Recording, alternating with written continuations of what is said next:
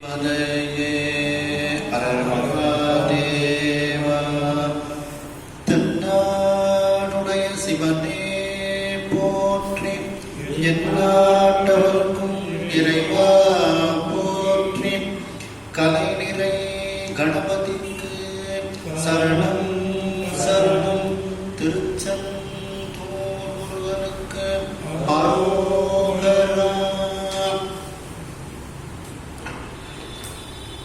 திருவாவடுதுறை ஆதீன ஸ்ரீல ஸ்ரீ குருமா சன்னிதானம் அவர்கள் பொன்னார் திருவடிகளை வணங்கியும், தருமபுரி ஆதீனம் ஸ்ரீல ஸ்ரீ குருமா சன்னிதானம் நட்சத்திர குருமணிகள் அவர்கள் பொன்னார் திருவடிகளை வணங்கியும், தருமபுரி ஆதீன மௌன ஸ்ரீமத் மீனாட்சி சுந்தர தம்புரான் சுவாமிகள் பொன்னார் திருவடிகளை வணங்கியும், இந்த திருவிளையாடற் புராண சிந்தனையை சிறப்புற நடத்தி கொண்டிருக்கக்கூடிய ஐயா திரு மோகன் பிரேம்குமார் ஐயா அவர்களுக்கு வணக்கத்தை நன்றி தெரிவித்து உங்கள் அனைவருக்கும் எனது அன்பான வணக்கத்தை தெரிவித்துக் கொள்கின்றேன்.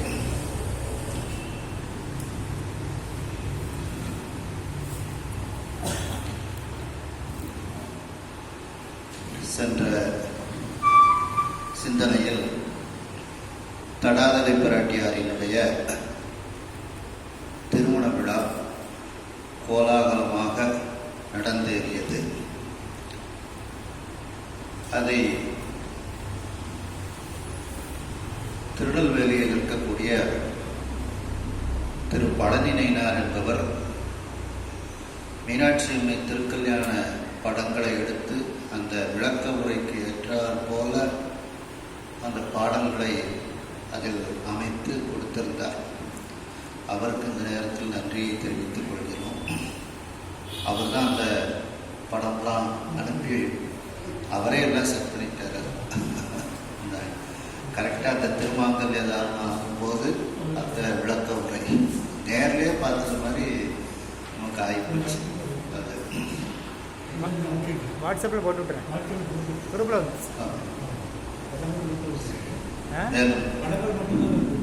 இல்லை வீடியோவே படமும் அந்த படத்துக்கு ஆன் பண்ணிங்கன்னா ஒரு நிமிஷம் 2 நிமிஷம் ஒவ்வொரு படத்துலையும் ஆமாம் திருமாங்கல்ய தாரணம் நடக்கும்போது கடைசி படம் வந்து அதுதான் திருமாங்கல்ய தாரணம் நடக்கு. அந்த திருமாங்கல்ய தாரணம் நடந்தது அப்படின்ட்டு அம்பாள் மெல்ல அசைஞ்சு வந்தா அப்படிங்கும்போது அம்பாளை கூட்டிகிட்டு வர்றது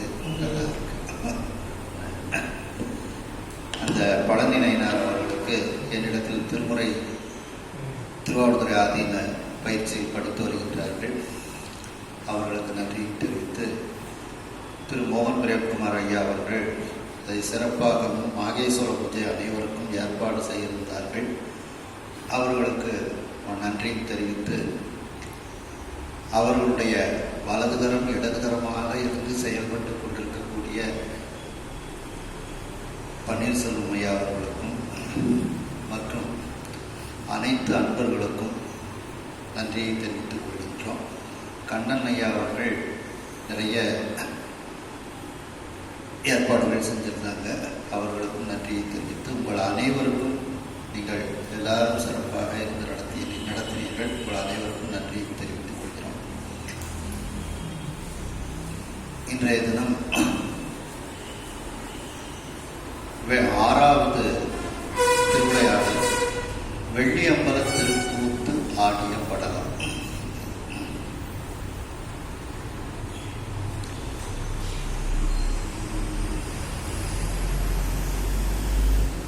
உலகியல் நிறுத்துவான் வந்து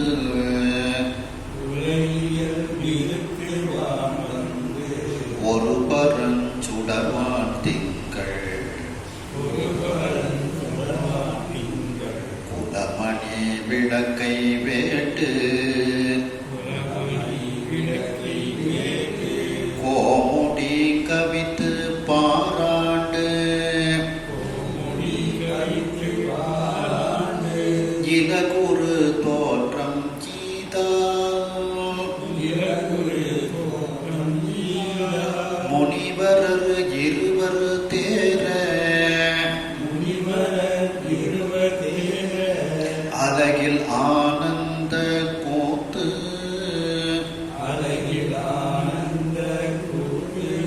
செய்தவாறு அறையில் உற்றார்.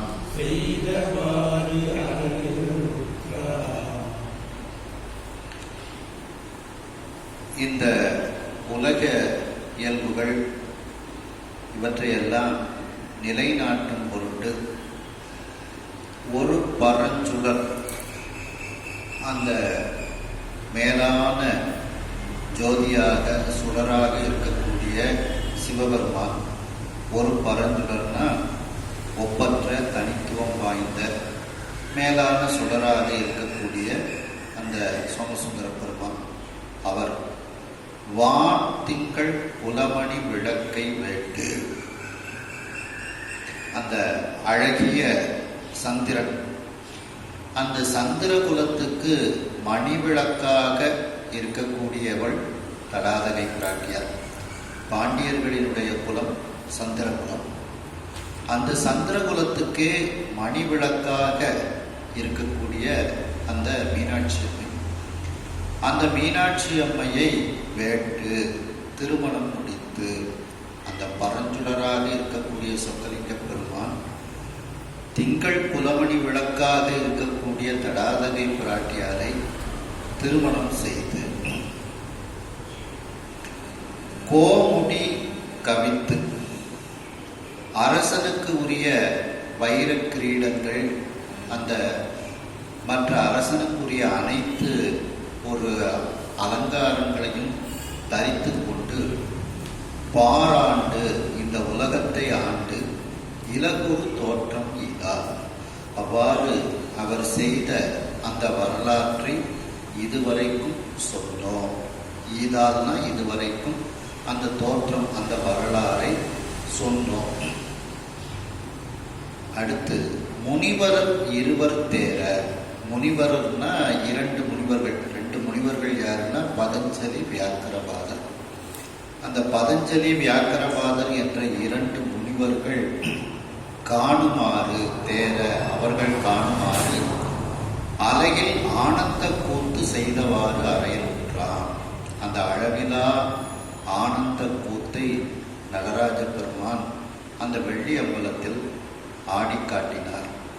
அவ்வாறு அவர் அந்த வெள்ளி அம்பலத்தில் ஆனந்த கூத்து ஆடியதை இப்பொழுது உங்களுக்கு கூறுகின்றேன் அப்படின்ட்டு இந்த வெள்ளி அம்பல திருக்கூத்து ஆடிய படலத்தில் ஆரம்பிக்கிறாங்க. அதாவது இந்த உலகியலை நிலைநாட்டுவதற்காக உலகியலுக்கு ஏற்றார் போல மேலான பரஞ்சுடராக இருக்கக்கூடிய சொக்கலிங்க பெருமான் அந்த அழகிய சந்திரகுலத்து மணிவிளக்காக இருக்கக்கூடிய தடாதகை பிராட்டியாரை திருமணம் செய்து அரசனுக்குரிய மணிமுடிகளை எல்லாம் தரித்து கொண்டு இந்த உலகத்தை, பாண்டி மண்டலத்தை, இந்த உலகத்தை ஆண்ட வரலாற்றை இதுவரைக்கும் சொன்னோம். இப்பொழுது இரண்டு முனிவர்களாகிய பதஞ்சலி வியாக்கரபாதர் காணுமாறு அந்த மதுரை அம்பலத்தில், வெள்ளி அம்பலத்தில் அளவில்லாத அந்த ஆனந்தத்தை தரக்கூடிய, அளவில்லாத ஆனந்தத்தை தரக்கூடிய, ஆனந்தத்தை தரக்கூடிய அந்த கூத்தினை நடராஜ பெருமான் நிகழ்த்தினார். அதை உங்களுக்கு இப்பொழுது சொல்லுகின்றேன் அப்படிங்கிறாங்க.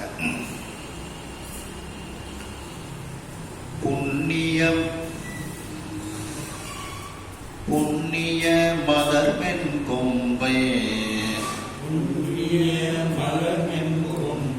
வேட்டபின் புவனம் தாக்கும் கண்ணுதல் மூர்த்தியாய கௌரியன் மனத்தில் வந்த மண்ணியல் வேந்தர் வானோர் மாதவர் பிறரும் உண்ண நன்னுதிர் என்னதோடும் நன்னுவார் விரைவின் எய்த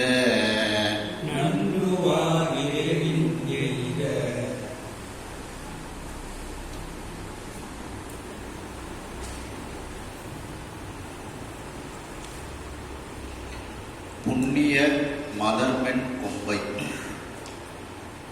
அந்த புண்ணியத்தின் உருவமாக இருக்கக்கூடிய மீனாட்சி அம்மை மலர் போன்றவள், மென்மையானவள். அந்த கொம்பு போல, மலர் பூத்த கொம்பு போல இருக்கக்கூடிய மீனாட்சி அம்மை. புண்ணிய மலர்மென் கொம்பைனா மீனாட்சி அம்மை. அந்த மீனாட்சி அம்மையை வேட்டபின், திருமணம் செய்த பின், வேட்டல்னா திருமணம் செய்த பின் புவனம் தாங்கும் கண்ணுதல் மூர்த்தியாய கௌரியன், இந்த உலகத்தையே தாங்கக்கூடிய, இந்த உலகத்துக்கே ஆதாரமாக இருக்கக்கூடிய, இந்த உலகத்தை அரசாட்சி செய்யக்கூடிய அந்த 3 கண்களை உடையவன், நெற்றிக்கண்ணை உடையவன். கண் முதல்ல நெற்றிக்கண்ணை உடைய மூர்த்தியாக இருக்கக்கூடிய அந்த கௌரியன். கௌரியன்னா பாண்டியன், அந்த சோமசுந்தர பாண்டியன். அவர் மனத்தில் வந்த மன்னியல் வேந்தர். அந்த திருமணத்திற்கு வந்த அந்த பூமியை ஆளக்கூடிய வேந்தர்கள், வானோர்கள், வானுலகத்தில் உள்ளவர்கள், மாதவர், மிகப்பெரிய தவத்தை உடையவர்கள், பிறரும், இன்னும் அந்த திருமணத்திற்கு வந்த அனைவரும் உணவு அருந்துவதற்காக நன்முதிர் வாருங்கள் என்னலோடு அப்படின்ட்டு சொக்கலிங்க பெருமான் கூப்பிடுகிறார். உடனே நன்னுவார் விரைவின் எய்த, அந்த உணவை உண்பதற்காக, மாகேஸ்வர பூஜையை ஏற்றுக்கொள்வதற்காக, திருமண விழாவில் மாகேஸ்வர பூஜையை ஏற்றுக்கொள்வதற்காக எல்லோரும் விரைவில் வருகின்றார்கள். அதாவது அந்த புண்ணியம் போன்று மலராக இருக்கக்கூடிய அந்த கொம்பு போல கொடி போன்று இருக்கக்கூடிய மீனாட்சி அம்மையை திருமணம் செய்த பின்பு அந்த நெற்றிக்கண்ணுடைய பாண்டிய மன்னன் திருமணத்திற்கு வந்த அனைவரையும் நீங்கள் உணவு உண்பதற்கு வாருங்கள், திருவமுது செய்ய வாருங்கள் அப்படின்ட்டு சுவாமி சொல்றாங்க. சொன்ன உடனே எல்லாரும் வேகமாக அந்த திருவமுது செய்வதற்காக இப்பொழுது வருகின்றார்கள். வேட்டல் அப்படின்னா திருமணம் செய்தது. சுந்தரமூர்த்தி சுவாமிகள் சொல்லும்போது பார்த்தீங்கன்னா, குறும்பை மூளை மலர் குழலி கொண்டதவம் கண்டு பொறிப்பினோடும் சென்று அவள்தன் குணத்தினை நன்கருந்து விரும்பு வரம் கொடுத்து அவளை வேட்டருளி செய்த விண்ணவர்கள் நுதலோ மேவிய வினவில் அப்படின்ட்டு கலையநல்லூர்ங்கிற பதியத்துல விண்ணவர்கோன் கண்ணுதல்வோன் மேவிய ஊர் வினவில் அப்படின்ட்டு கலையநல்லூர்ல சொல்றாங்க. விரும்பு வரம் கொடுத்து அவளை வேட்டருளி செய்த அப்படின்ட்டு பிரிச்சு படிக்கணும். கொடுத்தவளை அப்படின்ட்டு பாடிடக்கூடாது. அந்த அம்பிகைக்கு வரங்கள் எல்லாம் கொடுத்து அந்த அம்பிகையை திருமணம் செய்தார்களாம். விரும்பு வரம் கொடுத்து அவளை வேட்டருளி செய்த, கொடுத்தவளைன்னா அர்த்தம் எல்லாம் சில இடங்களை கரெக்டாக பிரித்து பாடினா தான் அர்த்தம் கிடைக்கும். அப்படி வேட்டருளி செய்த, திருமணம் முடித்த அந்த சொக்கலிங்க பெருமான் எல்லோருக்கும் இப்பொழுது மாகேஸ்வர பூஜைக்காக அழைக்கின்றார்கள். மாகேஸ்வர பூஜையினுடைய சிறப்பை நாம் அந்த சம்பந்த பெருமானினுடைய மயிலாப்பூர் பதியத்தில் நம்ம பார்க்குறோம். டிட்டல் காணாதே போதியோ பூம்பாவாய், அது அப்படியே சேக்கிழார் சொல்லும்போது பார்த்தீங்கன்னா, மண்ணினில் பிறந்தார் பெரும்பயன் மதிசூடும் அண்ணலார் அடியார் தமை அமுது செய்வித்தல் கண்ணினால் அவர் நல் விழா பொலிவு கண்டு ஆர்தல் உண்மையாம் எனில் உலகர் வருக என உரைப்பார். அந்த பாட்டுக்கு ஏற்றாற் போல நம்முடைய சுவாமி இப்பொழுது அனைவரையும் விருந்து உண்பதற்காக சுவாமி அழைக்கின்றார். அடுத்த பாடல். பொன்னவேற் கமலம் பூத்த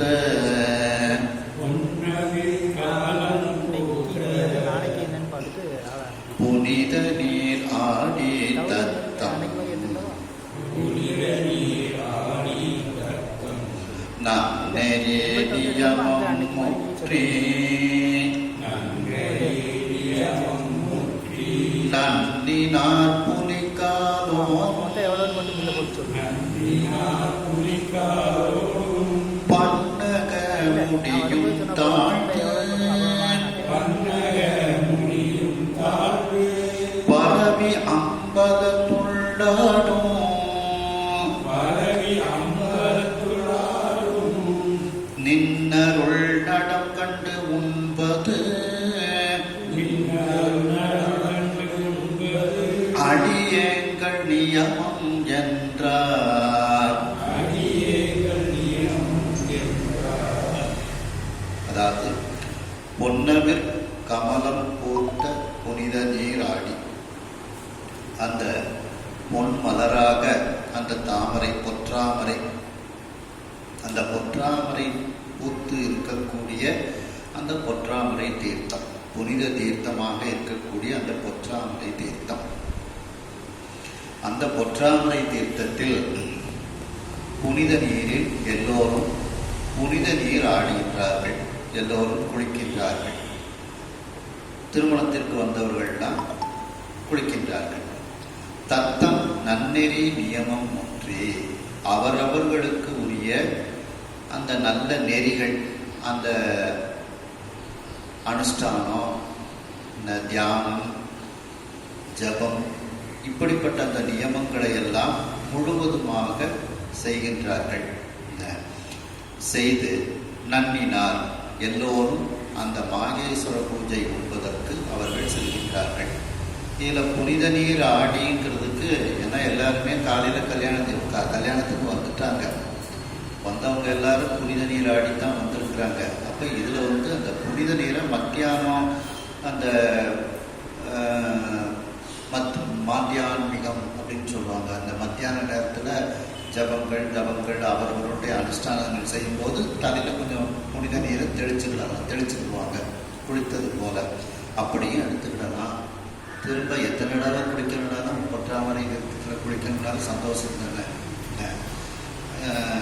நாங்கள் காசிக்கு தான் நான் போயிருக்கும்போது ஒரு நாளைக்கு 3 தடவை குளிப்பேன்.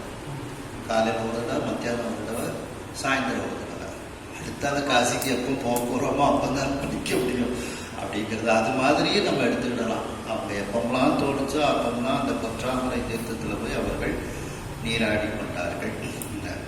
அவ்வாறு அவர்கள் அவரவர்களுக்கு உரிய தத்தம் நன்னெறி நியமம் முற்றி அந்த ஜபதபங்களை எல்லாம் முழுமையாக செய்து நன்னினார். எல்லோரும் அந்த உணவு அருந்துவதற்கு வருகின்றார்கள். அந்த நேரத்தில் புலிக்காலோனும் அந்த வியாக்கரபாத முனிவர், புலிக்காலோன்னா வியாக்கரபாத முனிவர், அவரும் பன்னக முனியும், பன்னக முனின்னா பதஞ்சலி முனிவர், பன்னகம்னா பாம்பு, பன்னகாபரணன் அப்படின்னே சுவாமிக்கு பேர். பன்னக ஆபரணன், பாம்பை ஆபரணமாக உடையவன் அப்படின்ட்டு. பன்னகம்னா பதஞ்சலி முனிவர்.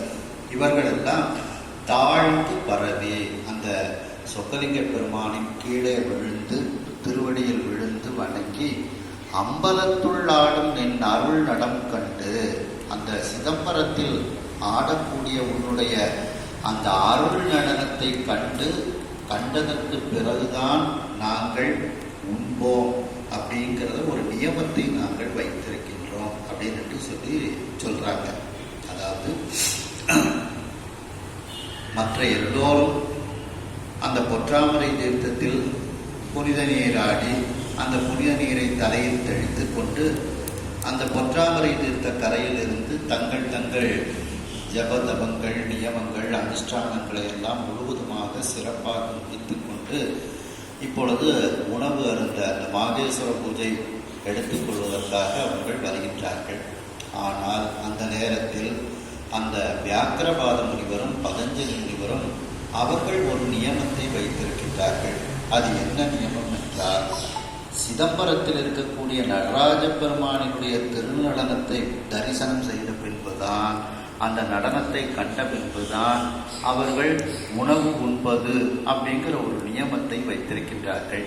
அதை சொக்கலிங்க பெருமானினுடைய திருவடியில் கீழே விழுந்து வணங்கி அந்த நியமத்தை நாங்கள் இப்படி ஒரு நியமம் வைத்திருக்கின்றோம் அப்படின்ட்டு சுவாமிகிட்ட எடுத்து சொல்றாங்க. வியாக்கரம் அப்படின்னா புலின்னு அர்த்தம். வியாக்கிரபாதர் அப்படின்னா புலி பாதம், புலிக்காலை உடையவர் அப்படின்ட்டு. அந்த பூக்களெல்லாம் பறிப்பதற்காக அவர் அந்த புலியினுடைய காலு கையெல்லாம் அவருக்கு அமைந்திருக்கின்றது. அந்த புலியினுடைய நகத்துல எல்லாம் கண்கள் இருக்கு. அது பூக்களை இரவு நேரத்தில் தேன் உண்பதற்கு முன்னால, வண்டுகள் தேன் உண்பதற்கு முன்னால அதை பறிக்கணும். அதனால இருட்டுக்குள்ள தெரியாதுங்கிறதுனால அதுல கண்கள்லாம் இருக்கின்றது. அதை அந்த வெளிச்சத்தை வச்சு அவர் பூ பறிப்பாங்க. அப்படிப்பட்ட அந்த புலிக்காதர்.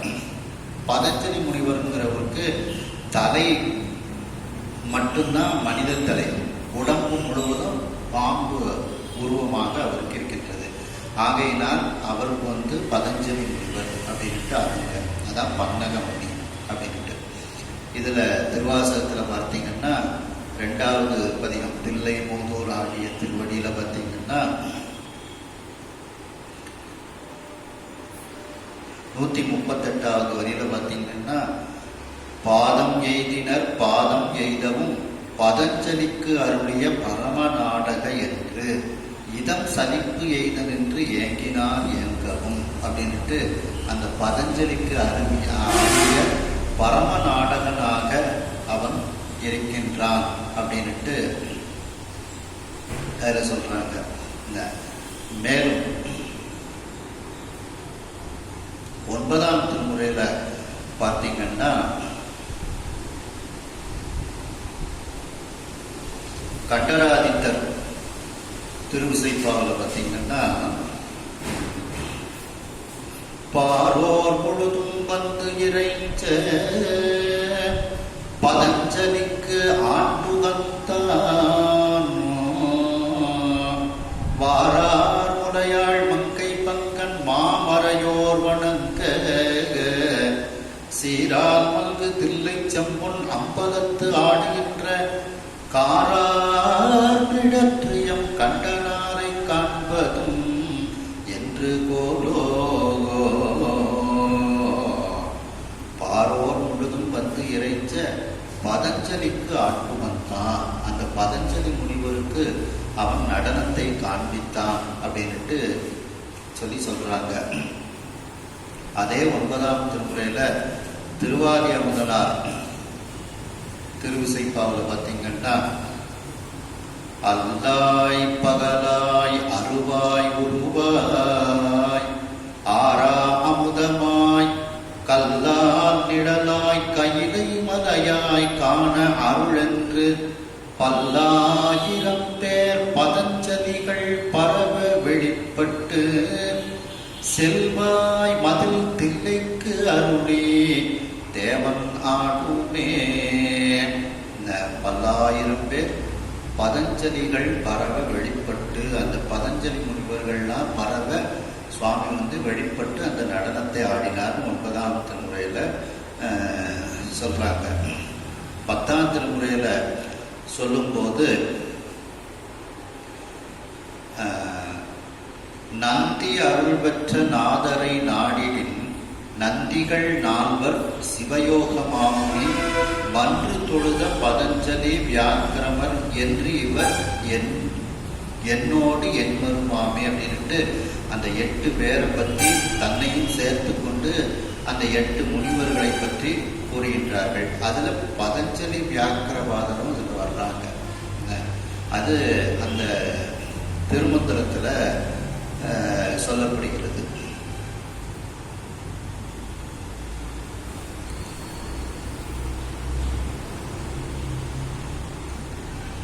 அப்படி அந்த பதஞ்சலியும்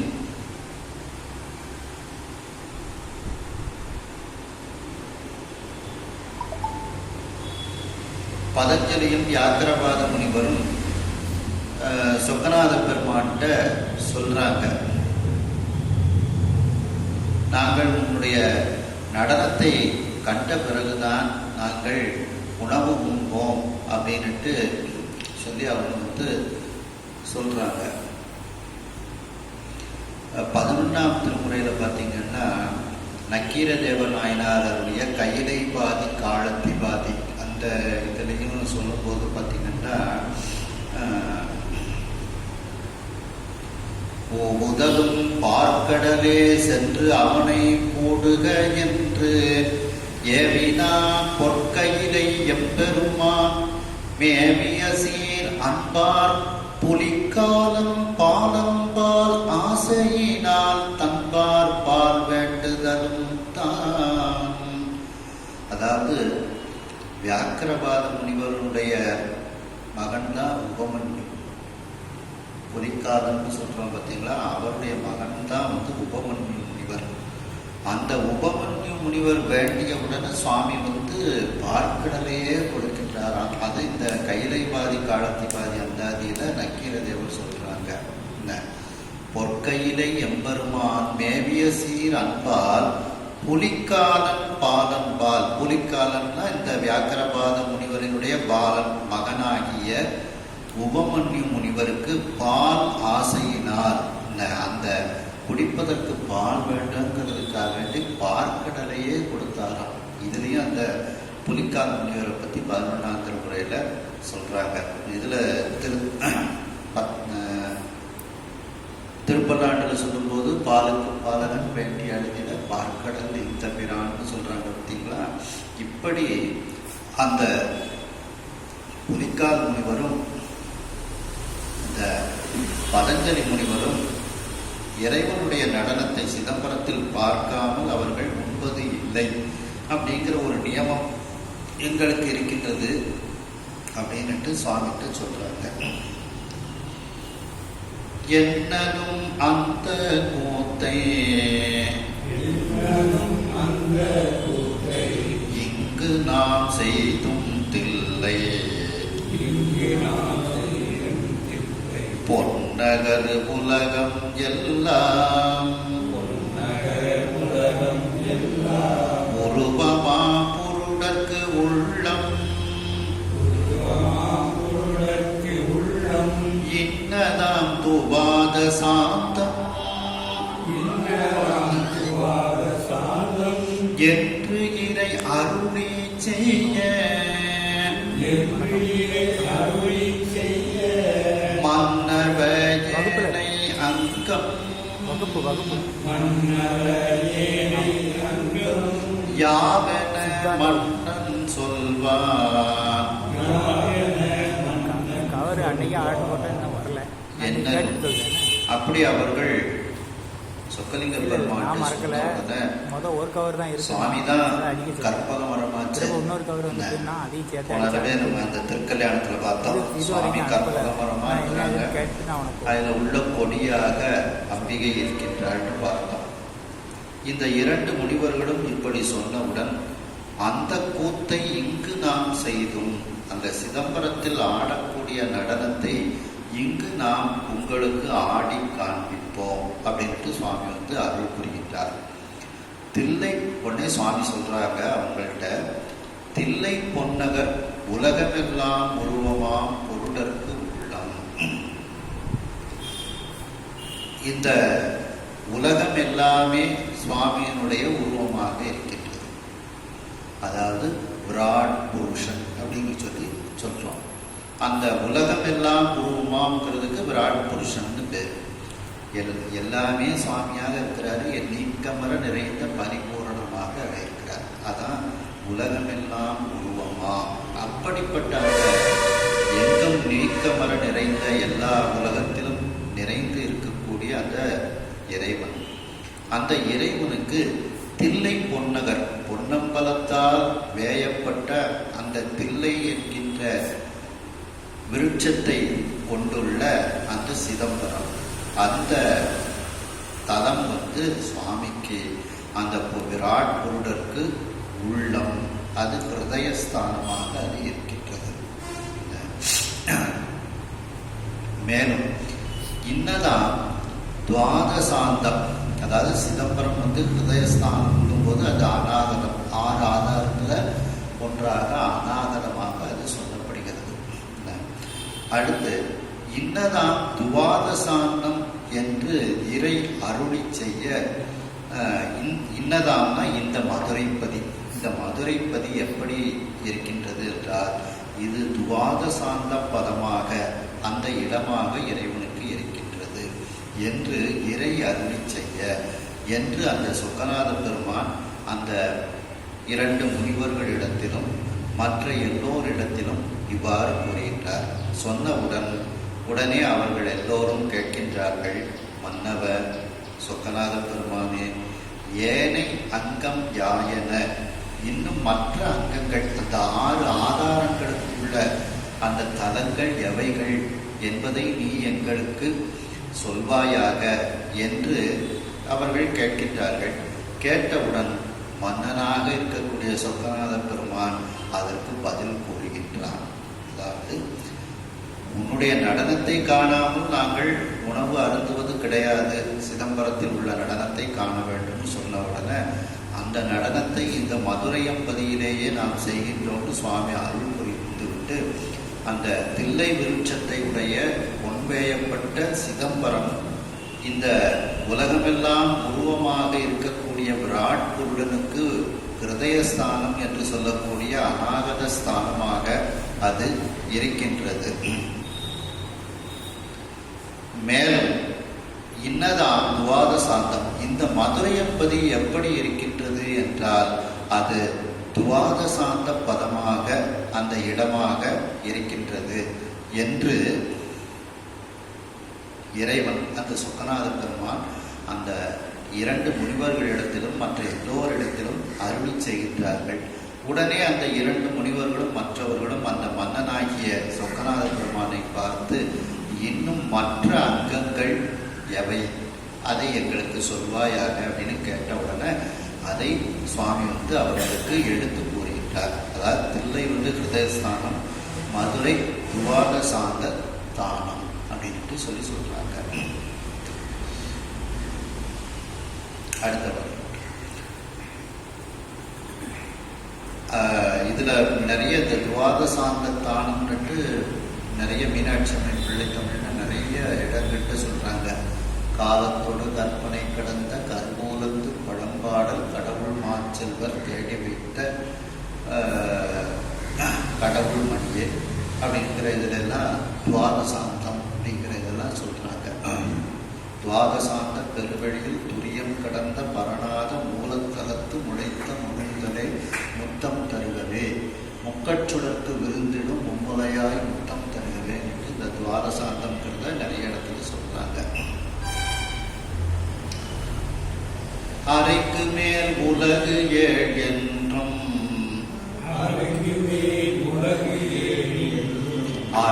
கீழ் உலகு ஏழ் என்றும்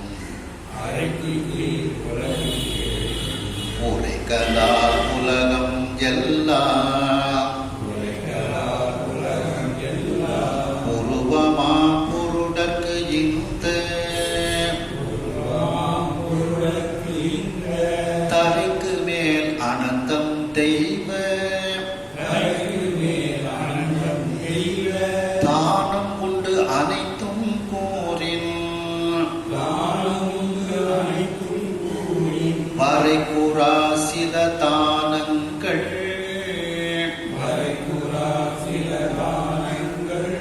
வகுத்து உரை செய்ய கேட்பின்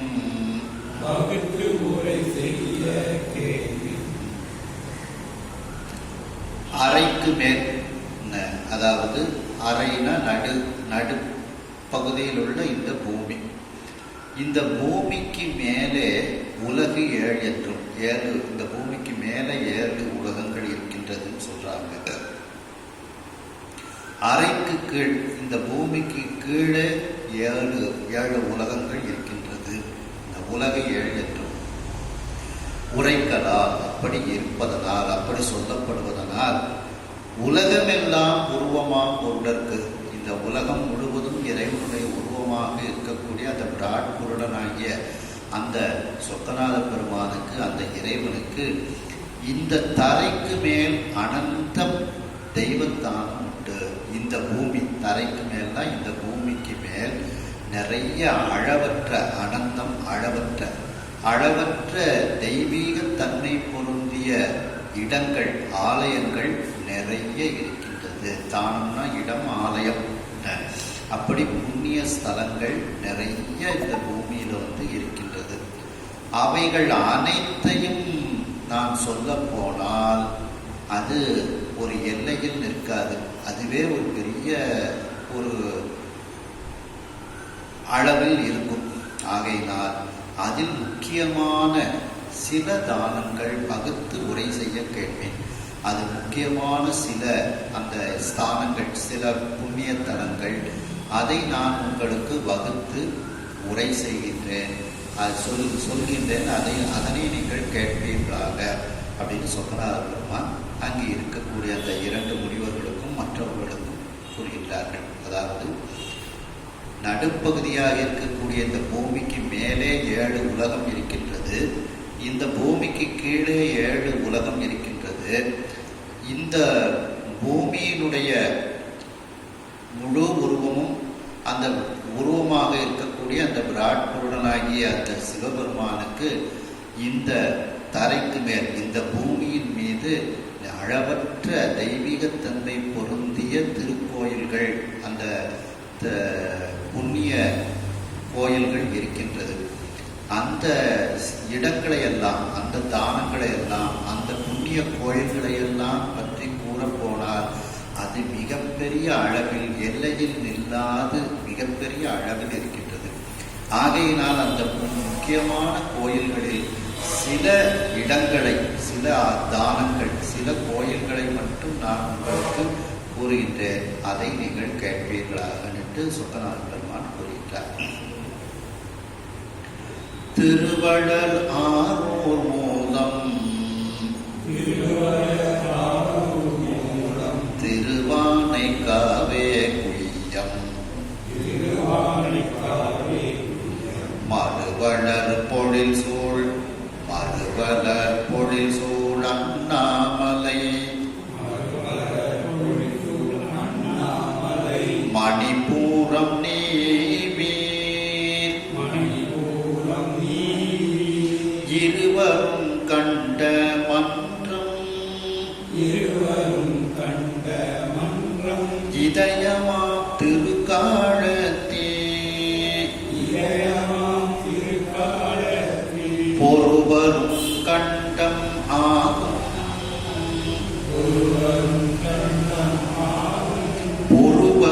புருவமத்தியமாம் காசி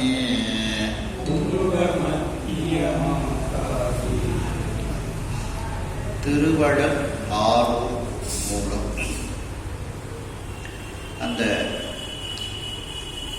செல்வம் வளரக்கூடிய, வளர்ந்து கொண்டே இருக்கக்கூடிய அந்த திருவாரூர் தலமானது மூலாதாரமாக இருக்கின்றது.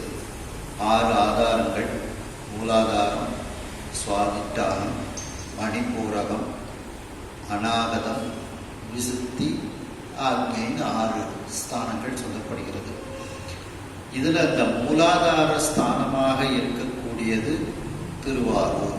அது சில பேர் காஞ்சிபுரம் சொல்லிட்டு இருந்தாங்க. அந்த அப்படி அந்த செல்வம் வளர்த்து கொண்டே இருக்கக்கூடிய அந்த திருவாரூர், ஏன்னா அங்கே அம்பாள் கமலாம்பிகை.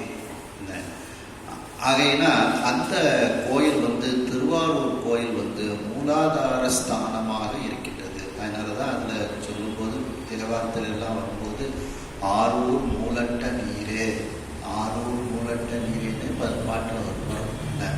திருவாரூர் மூலட்டானம் அப்படின்ட்டு. அடுத்து இது அந்த மூலம், அதான் மூலாதாரம், மூலாதார தலம். திருவானைக்காவே குய்யம். திருவானைக்கா அந்த நீர்த்தலமாக சொல்லக்கூடிய அந்த திருவாரூர் நிலத்துக்கு உரிய தலம். திருவானைக்கா நீருக்கு உள்ள அந்த தலம். அந்த திருவானைக்கா அந்த ரகசிய ஸ்தானம் அல்லது மறைவிடம் அப்படின்னு சொல்லக்கூடிய அந்த குறியாக அது சொல்லப்படுகிறது உடம்புல. அந்த இடம் அதுதான் சுவாதிஷ்டானம் அப்படிங்கிற இடமாக, ஸ்தானமாக அது இருக்கின்றது. திருவானைக்கா குய்யம் அப்படிங்கிறதுக்கு மறைவிடம் என்று பொருள். அந்த சுவாதிஷ்டான இடமாக அந்த திருவானைக்கா இருக்கின்றது. அடுத்து மறுவளர் பொழில் சூழ் அண்ணாமலை மணிபூரம், மணி ஓங்கும் பொழில்கள் சூழ்ந்த அந்த திருவண்ணாமலை, அது நெருப்புக்கு உரிய தலம். அந்த திருவண்ணாமலை தான் மணிப்பூரம்னு சொல்லக்கூடிய அந்த தலமாக அது இருக்கின்றது. மூன்றாவது இடமாக மூலாதாரம் சுவாதிஷ்டானம் மணிப்பூரகமாக திருவண்ணாமலை இருக்கின்றது. மேலும் நீவீர் இருவரும் கண்ட மன்றம் இதயமா, நீங்கள் தினந்தோறும் அந்த சிதம்பரத்தில் இருக்கக்கூடிய அந்த நடனமாடும் இடத்தில் நடராஜ பெருமானை கண்டு வழிபாடு செய்கின்றீர்கள் அல்லவா, அந்த சிதம்பரம் தான் இதயம். இதயம்னா அநாகத ஸ்தானம் அப்படின்ட்டு சொல்றாங்க. அதாவது நீவீர் இருவரும்னா பதஞ்சலி முனிவர், வியாக்கரபாத முனிவர். நீங்கள் இருவரும் கண்ட மன்றம், நீங்கள் தினந்தோறும் வணங்கி பூசிக்கக்கூடிய அந்த மன்றமாகிய சிதம்பரம் தான் இறைவனுக்கு இதயஸ்தானமாக அது இருக்கின்றது. அந்த இதயஸ்தானத்திற்கு அநாகத ஸ்தானம் என்று பொருள். அடுத்து திருக்காலத்தி பொறுவரும் கண்டம் ஆகும். காளகஸ்தி கண்ணப்ப நாயனார் வழிபட்ட இது. சிதம்பரம் ஆகாயம், காளகஸ்தி காற்று. அந்த காற்று தலமாக இருக்கக்கூடிய காளகஸ்தி கண்ணப்ப நாயனார் வழிபட்ட தலம். பொன்முகலியாறு ஓடக்கூடிய அந்த அருமையான ஒரு காளகஸ்தி. அந்த திருக்காலத்தி ஒருவரும் கண்டம் ஆகும். ஒப்பில்லாத அந்த கண்டம், கழுத்து பகுதி, அதுதான் திருக்காலத்தி. அந்த இடத்திற்கு விசுத்தி தானம்னு அதற்கு பெயர். விசுத்தி அப்படின்ட்டு சொல்லப்படுகிறது அந்த இடம். அடுத்து பூர்வ மத்தியமா காசி. பூர்வ மத்தி, அதுதான் ஆக்ஞா சக்கரம்னு சொல்றோம். அந்த பூர்வ மத்தியாக இருக்கக்கூடியது காசிப்பதி. காசியில் இறக்கமுத்தின்னு சொன்னது போல அந்த காசிப்பதி தான் ஆக்ஞை தலமாக இருக்கின்றது அப்படின்ட்டு அந்த 6 முக்கியமான ஸ்தலங்களை பற்றி சுவாமி அந்த பதஞ்சலி முனிவருக்கும் வியாக்கரபாத முனிவருக்கும் மற்றும் அங்கு இருக்கக்கூடிய எல்லோருக்கும் எடுத்து கூறுகின்றார்கள். அதாவது திருவாரூர் மூலாதார ஸ்தானம், திருவானைக்கா சுவாதிஷ்டான ஸ்தானம், அண்ணாமலை மணிப்பூரக ஸ்தானம், சிதம்பரம் ஹிருதயம் என்று சொல்லக்கூடிய அநாகத ஸ்தானம், திருக்காலத்தி கண்டம், அந்த கண்டம் என்று சொல்லக்கூடிய விசுத்தி தானம், பூர்வ மத்திய என்று சொல்லக்கூடிய ஆக்ஞை என்கின்ற தலம் காசியாக சொல்லப்படுகிறது.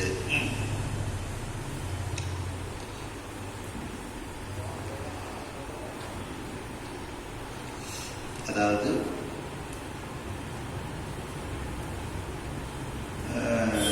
கீழ்ப்பகுதி அது மூலாதாரம், அந்த ரகசிய ஸ்தானம் மறைவிடம் அந்த குறி என்று சொல்லக்கூடியது உய்யம், அது சுவாதிஷ்டானம்.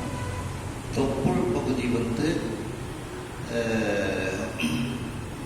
மணிப்பூரகம், ஹிருதயம் சிதம்பரம், கண்டம் விசுத்தி, பூர்வ மத்திய ஆறு. இப்படி 6 ஸ்தானங்கள் இந்த உடம்புல சொல்லப்படுகிறது. அதில் அந்த தொப்புள் இதுல நம்ம புரிஞ்சுக்கணும். தொப்புள் ஸ்தானம் தான் அந்த 3வது இடமாக அண்ணாமலை சொல்லப்படுகிறது. அடுத்த பாட்டு பிறைத. இதில்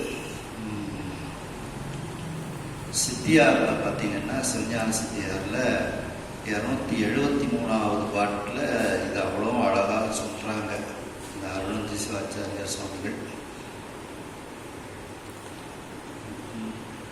சகமார்க்கம் புலன் ஒடுக்கே தடுத்து வழி 2ம் சலிப்பு அற்று சதுரம் முதல் ஆதாரங்கள் அகமார்க்கம் அறிந்து அவற்றின் அரும்பொருள்கள் உணர்ந்து அங்கு அணைந்து போய் மேலேறி அலர் மது மண்டலத்தின் முகமார்க்க அமுது உடலம் முட்டத்தேக்கி முடுச்சோதி நினைத்து இருத்தல் முதலாக வினைகள் முகமார்க்க அட்டாங்க யோகம் முற்றும் உழத்தல் உழந்தவர் சிவந்தன் உருவத்தை பெறுவர். இந்த 6 ஆதாரங்களை இதுல சொல்றாங்க.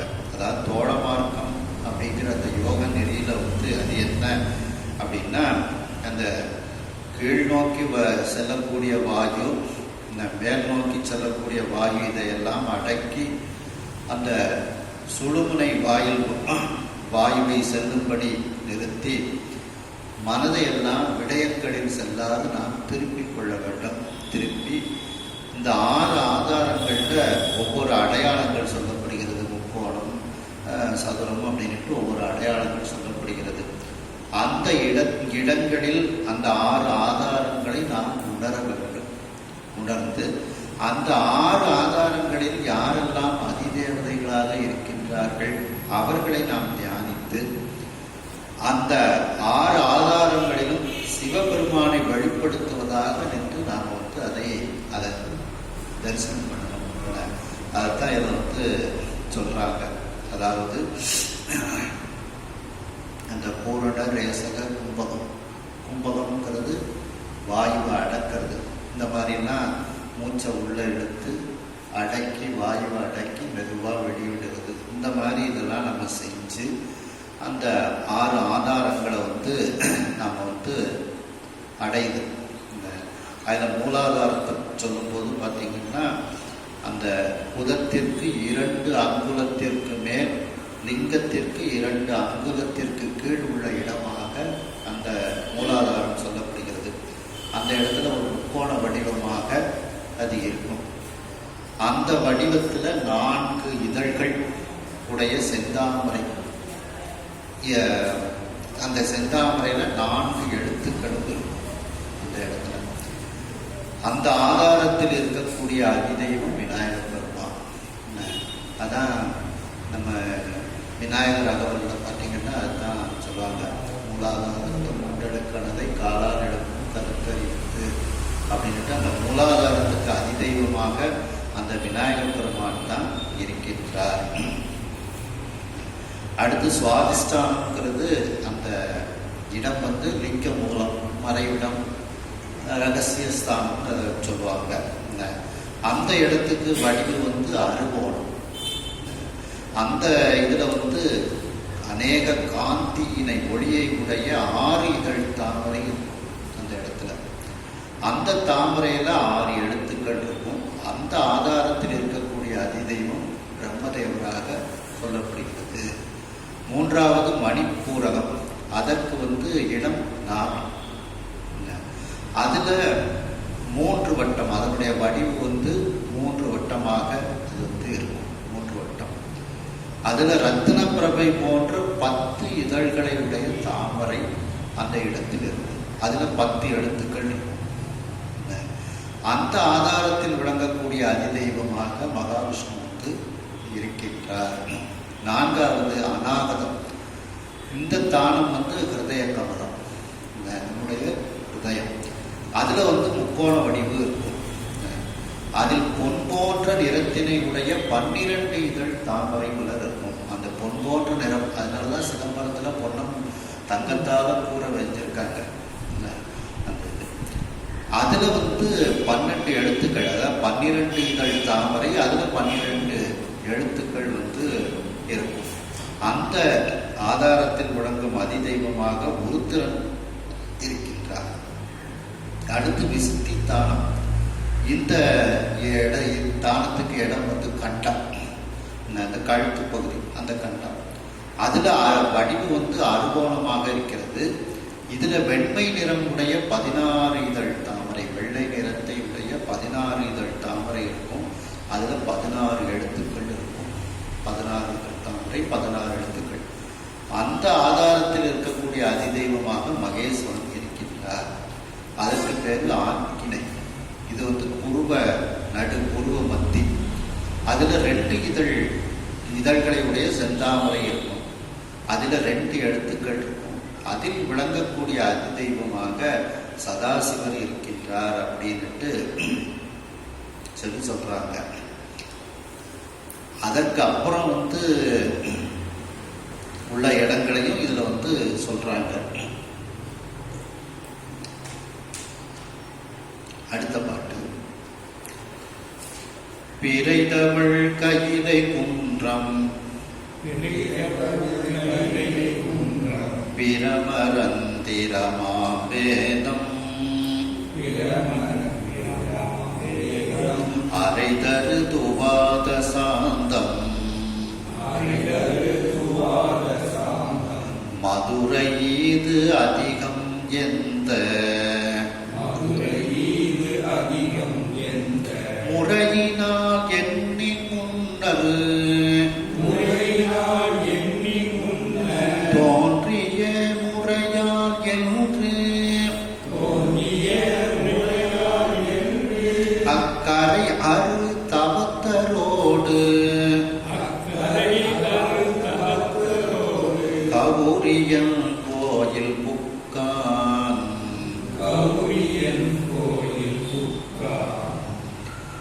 பிறைத்தவள் கையிலை குன்றம்.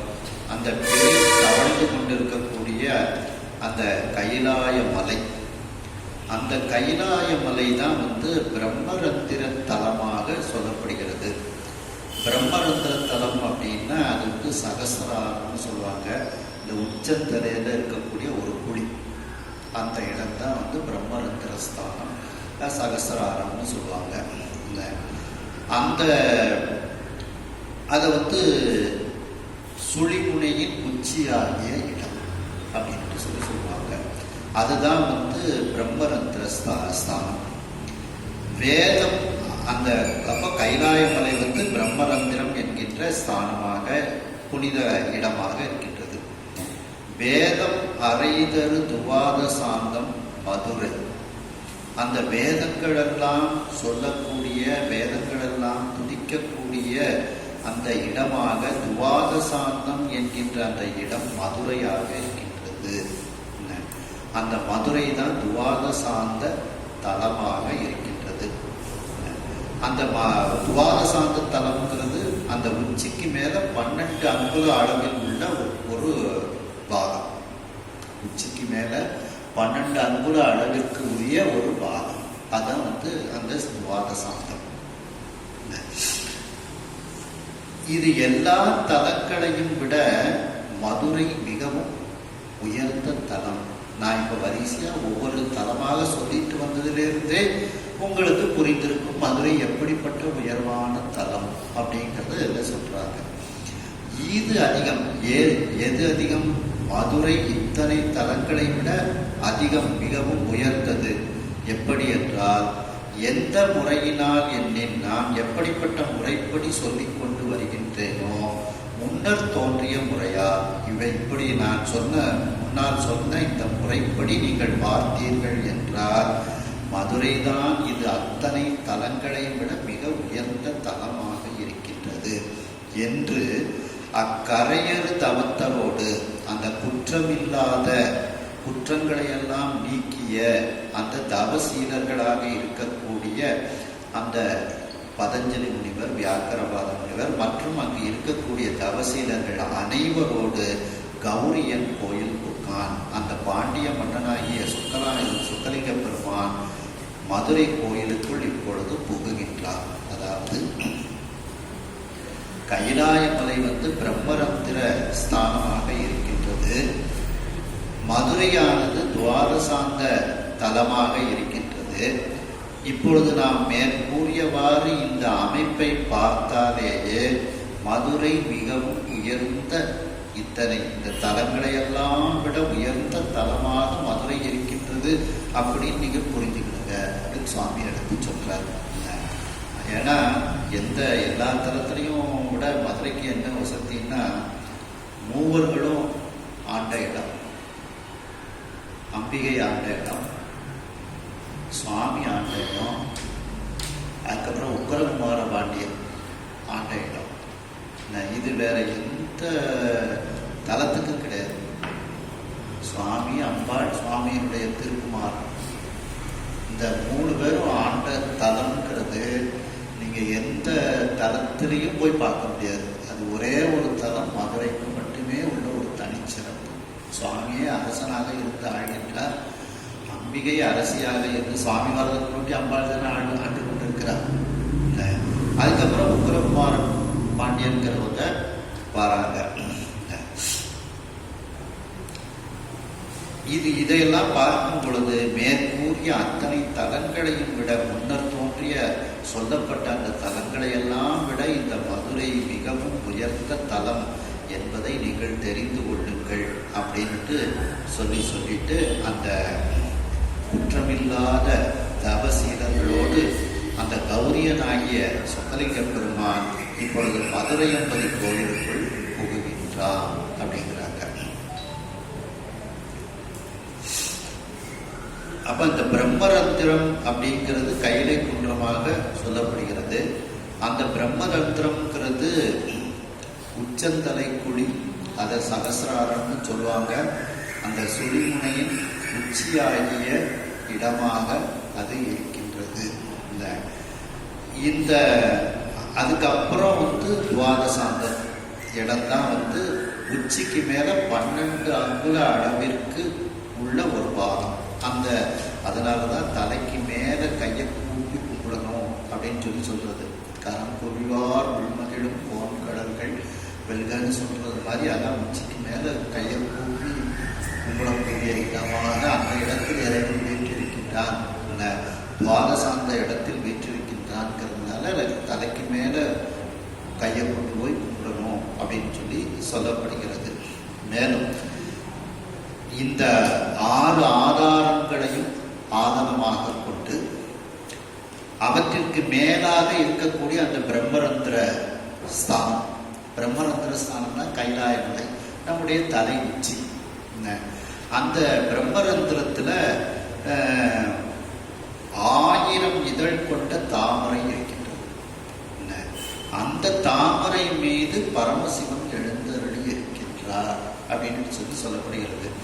இதுல இந்த மயிலாடுதுறை தேவாரத்தில் பார்த்தீங்கன்னா திருநாவுக்கர சுவாமிகள் சொல்லும்போது, நிலைமை சொல்லு நெஞ்சே தவம் என் செய்தார், கலைகள் ஆயவல்லான் கைலாய நன்மதையன் மயிலாடுதுறையன் நம் தலையின் மேலும் சிரத்தின் மேலும் தங்கவே அப்படின்னு சொல்றாங்க. அப்போ தலையின் மேலுங்கிறது தான் அந்த உச்சி, சிரத்தின் மேலுங்கிறது தான் அந்த துவாதசாந்தம் அப்படிங்கிற அந்த பாட்டு ஒரு அற்புதமான பாட்டு. நிலைமை 5ஆம் தலைமுறையில பாருங்க, மயிலாடுதுறை இதுல நிலைமை சொல்லு நெஞ்சே தவம் என் செய்தார். அதாவது நீ என்ன தவம் செஞ்ச, உன்னுடைய தலையிலையும் தலை உச்சியிலையும் அந்த உச்சிக்கு மேல 12 அங்குலத்திலையும் சுவாமி வீற்றிருப்பதற்கு நீ என்ன தவம் செஞ்ச சொல்லு நெஞ்சே அப்படின்ட்டு தன்னுடைய நெஞ்சை பார்த்து திருநாவுக்கர சுவாமிகள் கேட்பது போல இருக்கின்றது. நிலைமை சொல்லு நெஞ்சே தவம் என் செய்தாய், கலைகள் ஆயவல்தான் கைலாய நன்மலையன். அதிலும் பாருங்க, கைலாயன் தான் அந்த சகசிரார இடம், பிரம்மரந்திர இடம்ங்கிறதுனால கைலாய மலையை சொல்றார். கைலாய நன்மலையன் மயிலாடுதுறையன் நம் தலையின் மேலும், அந்த தலையின் மேலும்ங்கிறது தான் இந்த பிரம்மரந்திர இடம். அது கைலாயம் வந்துருது. தலையின் மேலும் சிரத்தின் மேலும் தங்கவே அப்படின்ட்டு அதை கேட்குறாங்க. அது ஒரு அற்புதமான அந்த பாட்டுக்குரிய ஒரு இடமாக இருக்கின்றது. அதில் அந்த பிரம்மரந்திரத்தையும் சொல்றாங்க, துவாதசாந்தத்தையும் அந்த பாட்டில் சொல்றாங்க திருநாவுக்கர சுவாமிகள். அப்படியே அந்த 1000 இதழுடைய அந்த தாமரை மலர்ல பரமசிவன் அதாவது பிரம்மரந்திர ஸ்தானத்துல எழுந்தருளி இருக்கின்றார். கைலாய மலை அப்படிங்கிற இடத்துல சுவாமி இவ்வாறு இருக்கின்றார்.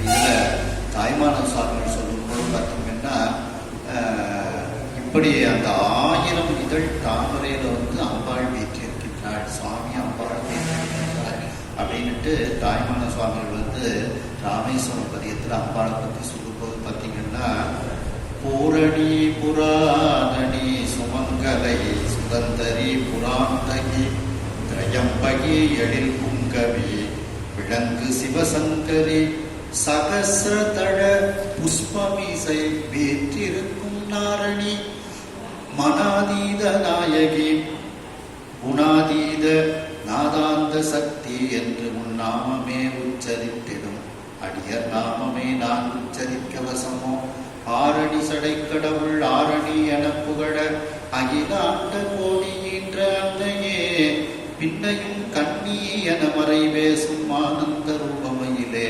பாரணியும் இரு கொங்கை மாதர் மகள் கங்கை புகழ் பழம் மருவு தேவை அரசே வரைராஜனுக்கு இரு கண்மணியாய் உதித்த மலைவளர் காதலின் பெண் உமையே அப்படிங்கிறதுல அந்த தாமரையை பற்றி அதில் வீற்றிருக்கக்கூடிய அம்பிகையாக அவள் இருக்கின்றாள் அப்படின்ட்டு சொல்றாங்க. அதிலே பார்த்தீங்கன்னா சகசிராரம் வந்துருது.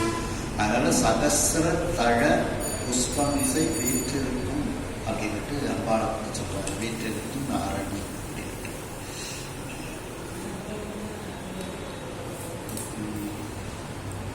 தன்னருள் அதனால் நீத்த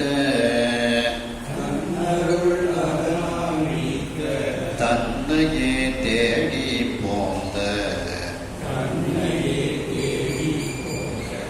மின்னவிரு கையிலை தானோ விடை உரு மாறி விஞ்ஞன்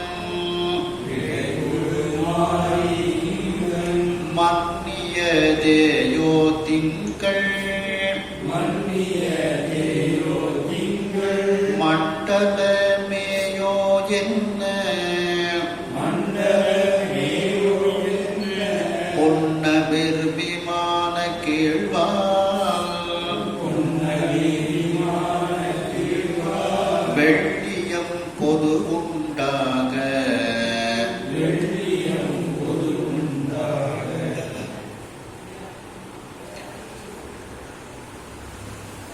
இப்போ அங்க ஒரு மூலஸ்தானம், மதுரையில் உள்ள சுவாமியினுடைய மூலஸ்தானத்துக்கு கொஞ்சம் கிழக்கு பக்கத்துல ஒரு வெள்ளி அம்பலம் அங்கே தோன்றுகின்றது. அந்த வெள்ளி அம்பலம் எப்படி இருக்கின்றது என்றால், கைலாயமலைதான் இப்படி வெள்ளி அம்பலமாக மாறி வந்திருக்கின்றதோ, இடம வாகனமும் தான் இந்த வெள்ளி அம்பலமாக மாறி வந்திருக்கின்றதோ அப்படின்ட்டு, இல்லை சந்திர மண்டலம் தான் இந்த வெள்ளி அம்பலமாக மாறி வந்திருக்கின்றதான்னு கேள்வி கேட்கிறாங்க. அப்படி ஆச்சரியத்தோடு அந்த வெள்ளி அம்பலத்தை பார்க்குறாங்க.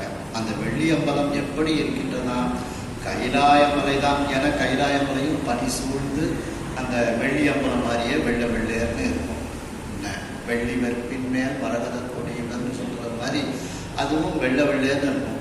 இப்போ இங்கேயே வெள்ளி அம்பலம் இருக்கு. அப்போ இந்த கைலாயமலை தான் வெள்ளி அம்பலமாக வந்து விட்டதோ ஒரு கேள்வி.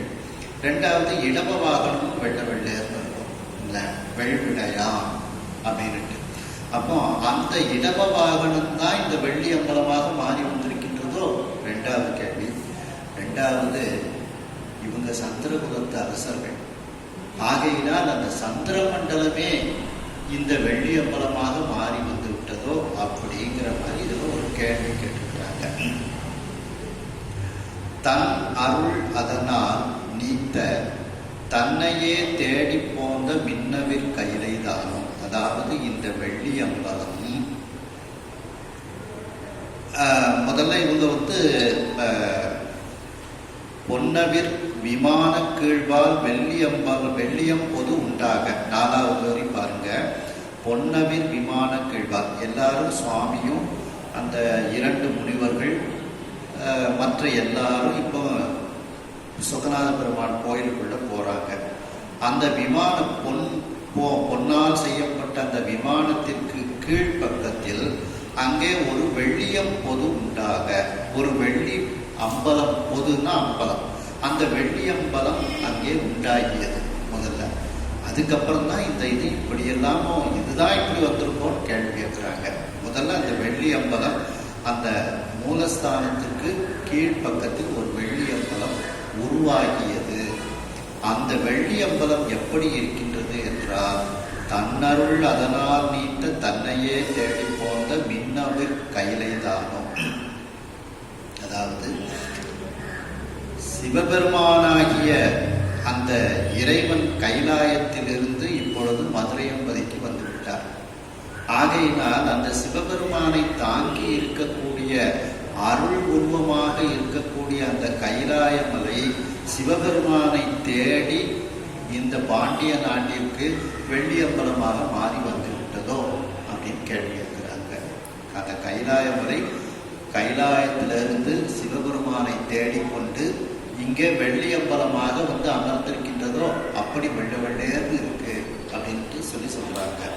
அதான் தன்னருள் அதனால் நீத்த தன்னையே தேடி போந்த சிவபெருமானையே தேடி போந்த அந்த மின்னவிற் கையிலை தானோ, மின்னலை போன்று ஒளி பொருந்தியதாக இருக்கக்கூடிய அந்த கையிலை தானோ வெள்ளியம் பொது அப்படின்னு சேர்த்துக்கிடணும். கையிலை தானோ வெள்ளியம்பலம் அப்படின்னுட்டு அதில் சேர்த்துக்கிடணும். கேள்வி கேட்டிருக்காங்க பார்த்தீங்களா, கையிலை தானோ. அந்த தானோங்கிறதுக்கு பக்கத்தில் வெள்ளியம்பலம்னு சேர்த்துக்கிட்டீங்கன்னா உங்களுக்கு பொருள் கிடைச்சிரும்.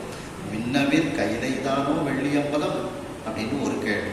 ரெண்டாவது, விடை உரு மாறி இங்கன் மன்னியதேயோ வெள்ளியம்பலம் அப்படின்ட்டு அடுத்த இதில் கேட்கணும். இல்லை விடை உரு மாறி இங்கன் வெள்ளியம்பலமாக மன்னியதேயோ அப்படின்னு பண்ணது அர்த்தம் கிடைச்சது. அந்த வெள்ளியம்பலம்ங்கிறது ஒன்று கடைசியில் சேர்க்கணும், இல்லை நடுவில் சேர்த்திங்கன்னா அர்த்தம். அந்த விடை உருமாறி அந்த வெண்மையான இடமவாகனம் தன்னுடைய உருவத்தை மாற்றிக்கொண்டு இங்கன் இந்த இடத்தில் வெள்ளியம்பலமாக வந்து நிலைத்து இருக்கின்றதோ, வெள்ளியம்பலமாக மன்னியதேயோ, மன்னதெல்லாம் நிலைத்து இருத்தல். இன்றைக்கும் அந்த வெள்ளியம்பலம் நிலைத்து இருக்கின்றது. எவ்வளவு காலத்துக்கு முந்தியது நமக்கு தெரியல. இன்றைக்கும் அந்த வெள்ளியம்பலம் மதுரையம்பலத்தில் இருக்கின்றது. அப்படி அந்த வெண்மையான இடம வாகனமே வெள்ளி நடராஜ பெருமான் ஆடுவதற்காக மதுரையம்பதியில் வெள்ளியம்பலமாக மாறி வந்து இங்கே நிலைத்து இருக்கின்றதோ அப்படின்ட்டு ஒரு கேள்வி. அடுத்து, திங்கள் மண்டலமேயோ வெள்ளியம் பொது அப்படின்னு கேள்வி கேட்டுக்கிறது. அந்த சந்திர மண்டலம், ஏன்னா இவங்க சந்திரகுலத்து அரச பெண், ஆகையினால் அந்த சந்திர மண்டலமே தன்னுடைய உருவத்தை மாற்றிக்கொண்டு இந்த வெள்ளியம்பலமாக இங்கே வந்து இருக்கின்றதோ என்று எல்லோரும் வியப்பினை அடையுமாறு அந்த சொக்கநாத பெருமான் இருக்கக்கூடிய அந்த பொன்வேய்ந்த அந்த விமானத்திற்கு கீழ் பக்கத்தில் ஒரு வெள்ளி அம்பலம் உருவாகியது. உண்டாக சுவாமி வந்து அது உண்டாக்குவதற்கு அருள் செய்தார். ஒரு வெள்ளி அம்பலம் உண்டாக்குவதற்கு அருள் செய்கின்றார். மின்பயில் பரிதி புத்தேள் பார்க்கடல் விளங்கி ஆங்கு பின்பு அதன் மிசை மாணிக்க பீடிகை தோன்றிற்று அன்னது அன்பர்தம் உளவே ஆகும் அல்லது வேத சென்னே என்பதாம் அகுதே அன்றே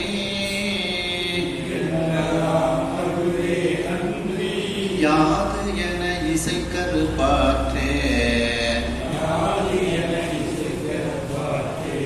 இப்போ வெள்ளியம்பலம் வந்தாச்சு. அந்த வெள்ளியம்பலத்தின் மீது ஒரு மேடை வருகின்றது. அந்த மேடை வந்து அப்படியே பொன் போன்று இருக்கின்றது. பீடிகை அப்படின்னா மேடை. இது எப்படி இருக்கின்றது அப்படின்னா, ஒரு பார்க்கடல்ல சூரியன் தோன்றியது போல இருக்கின்றது. அப்ப பார்க்கடல் அப்படிங்கிறது வெள்ளியம்பலம், வெள்ளை வெள்ளைன்னு இருக்கு. அதுல ஒரு சூரியன் வந்து தோன்றியதுங்கிறது சுவாமிக்குன்னு அமைக்கப்பட்ட மேடை. அந்த மேடை பொன்னால் செய்யப்பட்டதாக இருக்கின்றது. சூரியனும் பொன் போன்று இருக்கின்றான் அப்படின்ட்டு இதில் சொல்றாங்க. மின்பயில் பருதி புத்தே, அந்த மின்னலை போன்று ஒளி மிகுந்த பரிதின சூரியன், புத்தேழ்னா தேவன். அந்த சூரிய தேவன் பார்க்கடல் விளங்கி ஆங்கு, பார்க்கடலில் அந்த சூரியன் விளங்கி இருக்குமா போல, பார்க்கடல்ல சூரியன் அப்படியே இருப்பது போல ஆங்கு அந்த வெள்ளியம்பலத்தில் பின்பு அதன் இசை மாணிக்க பீடிகை தோன்றிற்று.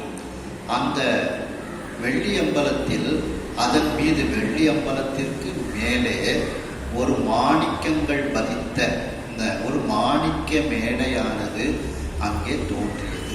முதல்ல வெள்ளியம்பலம் தோன்றியது, அதன் மீது ஒரு மேடை, அந்த மேடை மாணிக்கங்கள் பதிக்கப்பட்டு சூரியனை போல இருக்கின்றது.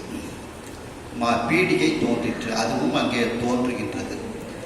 அன்னது அன்பதம் உளமே ஆகும். அந்த மேடை எப்படிப்பட்டது அப்படின்னா, அன்பர்களுடைய உள்ளம்தான் அந்த மேடை.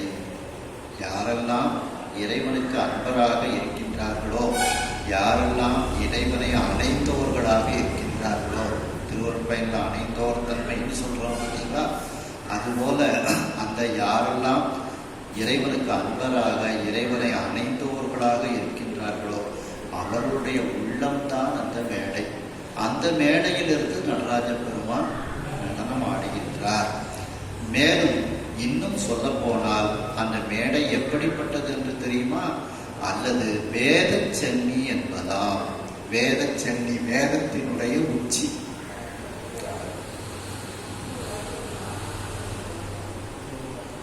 வேதத்தினுடைய உச்சி அல்லது வேதாந்தம்.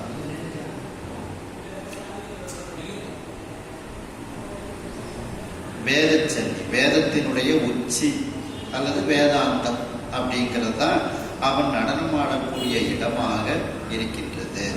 அகுதே அன்றி யாது என இசைக்கற்பாற்றே. அந்த மேடையை இதை தவிர வேற என்ன உதாரணம் சொல்லி அதை சொல்ல முடியும்? அந்த மேடை இப்படி இருந்ததுன்னு சொல்லணும்னா ரெண்டே உதாரணம் தான். ஒன்று, அன்பர்களுடைய உள்ளமாக அந்த மேடை இருக்கின்றது, அல்லது வேதத்தினுடைய உச்சியாக அந்த மேடை இருக்கின்றது. அந்த மேடைக்கு ரெண்டு உதாரணம் சொல்றாங்க. மேடை எப்படி இருந்ததுன்னு சொல்றாங்க. அவர் அன்பர்களுடைய உள்ளமாக அந்த மேடை இருக்கின்றது, அல்லது வேதத்தினுடைய உச்சியாக அந்த மேடை இருக்கின்றது. அப்போ இந்த மாதிரி அந்த சுத்தமான அன்பர்கள் அவர்களுடைய உள்ளத்தில் நடனமாடுவான் இறைவன், அல்லது அந்த வேதத்தின் உச்சியில் அவன் நடனமாடுவான் அப்படிங்கிறதுனால அதை சொல்கின்றாங்க. இதை தவிர வேற எப்படி சொல்ல முடியும் அந்த மேடையை பற்றி அப்படின்னு அடுத்தால கேட்குறாங்க. அதுக்கு முதல்ல என்ன சொல்றாங்க? பார்க்கடல்ல சூரியன் தோன்றியது போல அங்கே அந்த வெள்ளியம்பலத்தில் ஒரு மேடை தோன்றியது. அப்ப பார்க்கடல் தான் வெள்ளியம்பலம், அந்த சூரியன் தான் மேடை, மாணிக்கங்கள் பதிக்கப்பட்ட பீடிகை மேடை. பார்க்கடல் அம்பலம், சூரியன் அந்த மேடை. அந்த மேடை இன்னும் சொல்ல போனால் அன்பர்களுடைய உள்ளம் அல்லது வேதத்தினுடைய உச்சி அப்படின்ட்டு இதை சொல்றாங்க. அதாவது அந்த வெள்ளியம்பலத்துல ஒரு மாணிக்க மேடை தோன்றியது அப்படின்ட்டு இந்த பாட்டில் சொல்றாங்க. இத பெரிய புராணத்துல சொல்லும் போது பார்த்தீங்கன்னா, கற்பனை கடந்த சோதி கருணையே உருவம் ஆகி அற்புத கோல நீடி அருமறை சிரத்தின் மேலாம் சிற்பர வியோமம் திருச்சிற்றம்பலத்துள் நின்று பொற்புடம் நடம் செய்கின்ற பூங்கடல் போற்றி போற்றி.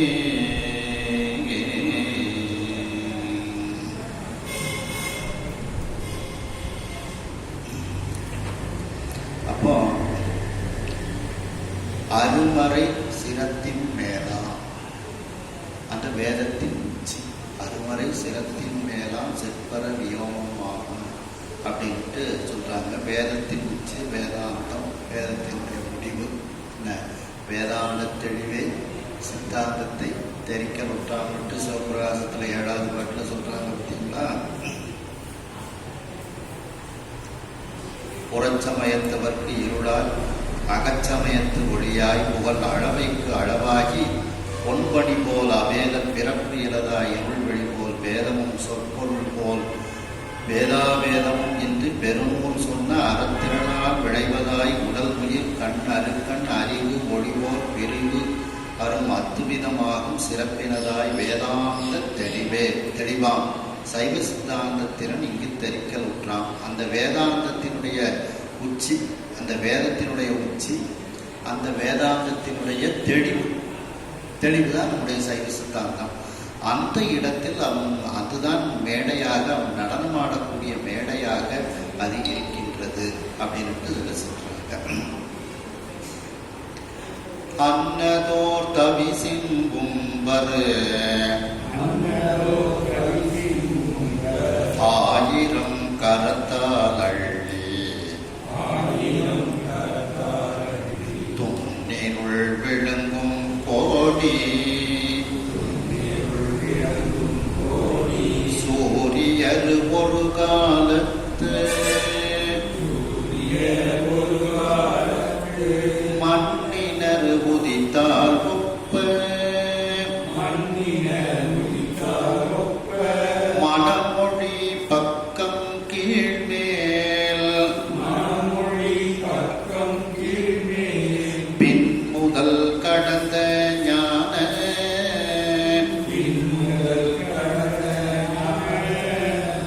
பேரொளி வடிவாய் தோன்றி. அதாவது அன்னது ஓர் தவிசின் உம்பர், அப்படிப்பட்ட தவிசுன்னா ஆசனம், மேடை. அந்த மேடைக்கு மேலே, உம்பர்னா மேலே, அந்த மேடைக்கு மேலே இப்போ சுவாமி ஒரு மிகப்பெரிய ஞான பேரொளி வடிவாக அந்த மேடையில் தோன்றுகின்றார். அந்த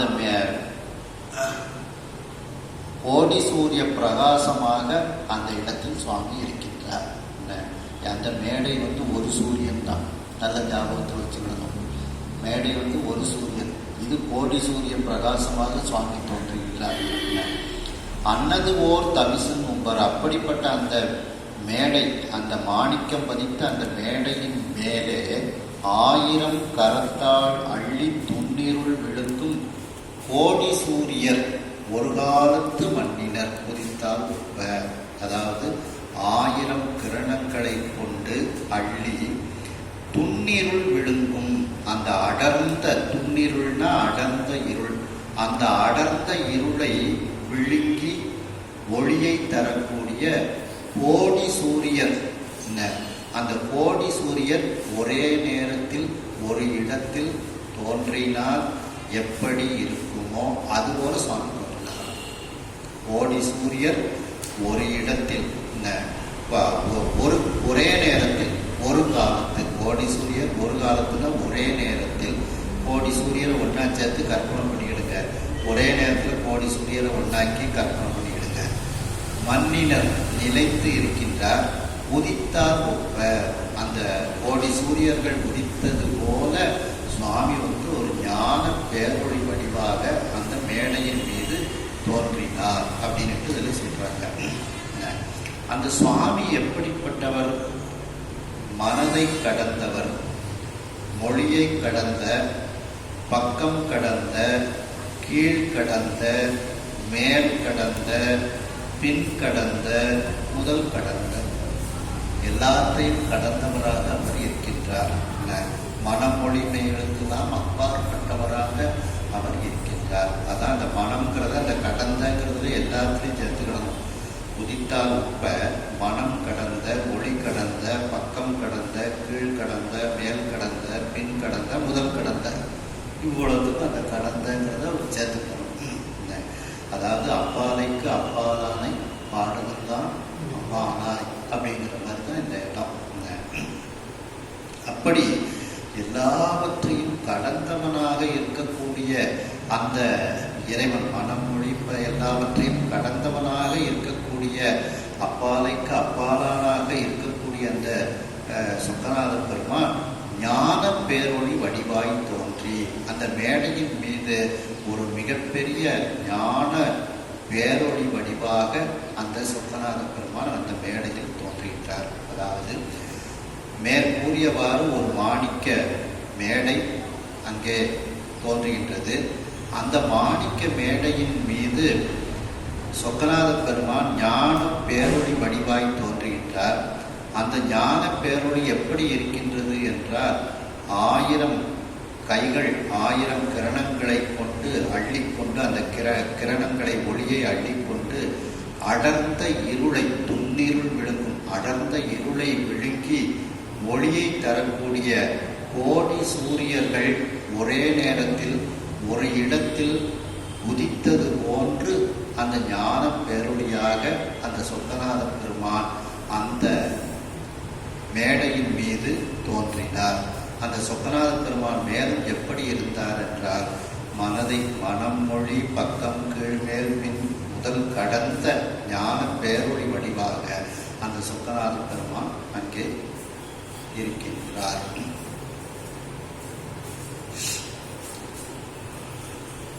முந்தொரு கணங்கள் மொந்தை தன் முந்தொரு கணங்கள் மொந்தை தன்னுமை முழக்கம் செய்ய நந்திமா முழவும் தாக்க நாரணன் கிடங்கை ஆர்ப்ப வந்து கந்தருவ நூலில் மரபுடி இருவர் பாட ஐந்து துந்துபியும் கல்லென்று ஆர்கவே முழக்கம் காட்ட. இப்ப சுவாமி நடனமாடுவதற்கு அந்த மேடையில் வந்து விடுகின்றார். உடனே சுவாமி நடனமாட போறாருன்னு சொன்ன உடனே யார் யாரெல்லாம் என்ன வாத்தியங்கள்லாம் வாசிக்கிறாங்கன்னு இதில் சொல்றாங்க. முந்துரு கணங்கள் அந்த முதன்மையான அந்த கணங்கள் மேலே இதில் அதுக்கு மேலே ஒரு குறிப்பு கொடுத்துருக்காங்க பார்த்தீங்களா. இருள், துன்னிருள், நெருங்கிய இருள், ஒரு காலத்து ஒரே நேரத்தில் இந்த ஞான பேரொளி கண்ணுக்கு புலப்படாமல் உணர்வுக்கு மட்டுமே புலப்படும் என்று இதை நாம் உணர்ந்து கொள்ள வேண்டும். கற்பனையாக நாம் சுவாமியினுடைய ஒரு பிரம்மாண்டத்தை நாம் மனசுக்குள்ள உணர்ந்து கொள்ள வேண்டும் அப்படின்ட்டு. முந்துரு கணங்கள், அந்த முதன்மையாக நிற்கக்கூடிய பூத கணங்கள் எல்லாம் மொந்தை தன்னுமை என்கின்ற வாத்தியங்களை இப்பொழுது முழக்கம் செய்ய ஆரம்பிக்கின்றது. மொந்தை தன்னுமையெல்லாம் வாத்தியங்கள். அடுத்து நந்தி மாமுழவும் தாக்க, நந்திய பெருமான் மிகப்பெரிய முழவத்தை வாசிக்கின்றார். தாக்கன்னா அந்த முழவுங்கிறதே அடிக்கிறது தான், பெரிய ஒரு இது முழவம், அதை வாசிக்கின்றார். தாக்கன்னா அதை வாசிக்கின்றார். நாரணன் இடக்கை ஆர்ப்ப, நாரணன் இடக்கைங்கிறது ஒரு வாத்தியம். அந்த நாராயணன் இடக்கை என்கின்ற வாத்தியத்தை வாசிக்கின்றார். ஆர்ப்பன்னா வாசிக்க. வந்து கந்தர்வ நூலின் மரபுடி இருவர் பாட, இருவர்னா தும்புரு நாரதன். அந்த தும்புரு முனிவரும் நாரத முனிவரும் கந்தர்வ நூல்ல என்ன முறைப்படி சொல்லப்பட்டிருக்கின்றதோ அந்த இசையை அந்த தும்புரு முனிவரும் நாரத முனிவரும் பாடுகின்றார்கள். அங்கே கந்தர்வ நூல், கந்தர்வ நூல்ங்கிறது இசை நூல். கந்தர்வ கானம்னு சொல்றோம் பார்த்தீங்கன்னா, அந்த கந்தர்வர்கள் பாடக்கூடிய அந்த இசை, அந்த இசை நூலின் மரபுடி, அந்த மரபில் என்ன சொல்லப்பட்டிருக்கின்றதோ அதுபோல அந்த தும்புரு நாரதர் இருவரும் அங்கே இசை பாடுகின்றார்கள். 5 துந்து துந்துபியும் கல்லென்று ஆர்கழி முழக்கம் காட்ட. அந்த 5 துந்துபிகள், அதுவும் ஒரு விதமான வாத்தியங்கள் இல்லை, அவைகளெல்லாம் அந்த ஒரு கல் என்று சப்தமிடுமாறு மிகப்பெரிய அந்த முழக்கத்தை அந்த வாத்தியங்கள் காட்டுகின்றது. அந்த துந்துபிகளெல்லாம் வாசிக்கப்படுகிறது. அந்த துந்துபிகளும் அங்கே முழக்கத்தை காட்டுகிறது. அதாவது முதன்மையான அந்த பூத கூட்டங்கள் ஒன்றை தன்னுமை என்கின்ற இசைக்கருவிகளை முழக்கம் செய்கிறது. நந்தியம்பெருமான் மிகப்பெரிய முழக்கத்தை வாசிக்கிறார். நாராயணன் இடக்கை என்கின்ற ஒரு வாத்தியத்தை வாசிக்கின்றார். கந்தர்வர் ஊரின் மரபில் சொல்லப்பட்ட அந்த இசை மரபை ஒட்டி தும்புரு நாரதர் என்ற இருவரும் அங்கே வந்து பாடுகின்றார்கள். துந்துபி என்கின்ற 5 விதமான துந்துபி வாத்தியங்கள் எல்லாம் கல் என்று பேர ஆரவாரத்தோடு, ஆறுகளினா பேர ஆரவாரத்தோடு முழக்கம் காட்டுகிறது. இவ்வாறு அங்கு வந்திருந்தவர்கள் எல்லோரும் அவரவர்களுக்கு ஏற்றவாறு வாத்தியங்களை வாசிக்க ஆரம்பித்தார்கள். திருஞானசம்பந்த பெருமான் 2ஆம் திருமுறையில் சொல்லும்போது பார்த்தீங்கன்னா, திருவையார் தேவாரத்தில் கட்டுவடம் 8 முழு வட்டம் உழவத்தில் கொட்டு கரம் இட்ட ஒலி தட்டும் வகை நந்திக்கு இட்ட மிக நட்டமவ இட்டவரிடம் சீர் வட்டமதில் உள்திகளும் மண் திருவையாரே. கட்டுவடம் 8 முழு வட்ட முழவத்தில், வட்டமான முழவத்தில் கொட்டுக்கரம், கொட்டக்கூடிய வாசிக்கக்கூடிய கரத்தை உடைய கொட்டுக்கரம் இட்ட ஒலி தட்டும் வகை நந்திக்கு. அந்த நந்தியம்பெருமான் அதை வாசித்துக் கொண்டிருக்கின்றாராம். இதை தட்டும் வகை அப்படின்ட்டு சொல்லும்போது பார்த்தீங்கன்னா, தட்டு வகை அப்படிங்கிறது இந்த பரதநாட்டியத்தில் அடவு அப்படின்ட்டு அது ஒரு இது சொல்லப்படுகின்றது. அந்த நாட்டியங்கள் ஆடக்கூடிய ஒரு இது. அதில் இந்த தட்டு அடவு அப்படிங்கிறது அதில் நம்ம எடுத்துக்கிடலாம். தட்டு வகை. ஏன்னா கட்டுவடம் 8 முழு வட்ட முழவத்தில் கொட்டு கரம் இட்ட ஒலி. அப்போ அந்த வாத்தியத்தை வாசிச்சாச்சு, கொட்டு கரம் இட்ட ஒலி. அப்போ அந்த தட்டு வகை அப்படிங்கிறது பரதநாட்டியத்தில் உள்ள ஒரு அடவுன்னு சொல்லுவாங்க. அதில் தட்டடவு, இப்படி நிறைய அடவுகள் வந்து சொல்லப்படுகிறது. அந்த அடவுல ஒன்று தட்டடவு. அந்த தட்டடவு போன்று அந்த பரதநாட்டியத்திற்கு உண்டான அடவுகளை எல்லாம் நந்தியம்பெருமான் அதில் வாசிக்கின்றார். அதில் இந்த தித்தித்தைய ஒத்த தித்தித்தைய அடவுன்னு ஒரு அடவு இருக்கு. அந்த அடவுகளில் தட்டடவு, தித்தித்தைய அடவு, நிறைய அடவுகள் இருக்கு. அந்த தித்தித்தைய அடவை வந்து திருப்புகழ் சொல்றாங்க. முத்தை திருப்பத்தி திருநகையில தித்தித்தைய ஒத்த, அந்த தித்தித்தைய என்ற தடவுக்கு ஏற்றால் போல ஒத்த. பரிபுரம், பரிபுரம்னா காலில் அணிந்திருக்கக்கூடிய சலங்கை அப்படின்ட்டு அது ஒலி எழுப்புகிறது. தித்தித்தைய ஒத்த பரிபுர நிறுத்த பதம் வைத்து, அந்த நடனமாடக்கூடிய பதத்தை வைத்து அப்படிங்கிற இந்த அடவுங்கிறது திருமுறைகளில் நேரடியாக இல்லாவிட்டாலும் இந்த மாதிரி நாம் தட்டு அப்படிங்கிறது அடவுன்னு நம்ம எடுத்துக்கொள்ள ஒரு நல்ல இடமாக அது இருக்கின்றது. அப்படி அந்த நந்தியம்பெருமான் மிகப்பெரிய முழவத்தை வாசிக்கின்றார் என்று திருமுறைகள்லையும் அந்த கட்டுவடம்ங்கிற பாட்டில் சொல்லப்படுகிறது. இப்படி எல்லோரும் அவரவர்களுக்கு என்னென்ன வாத்தியங்கள் தெரியுமோ அதையெல்லாம் வாசித்து அந்த இறைவனுடைய நடனத்தை காண்பதற்காக எல்லோரும் தயாராகி கொண்டிருக்கின்றார்கள் என்று இந்த அளவில் இந்த சிந்தனையை நிறைவு செய்து மீண்டும் அடுத்த சிந்தனையில் தொடர்போம். ஹர நம பார்வதி பதயே.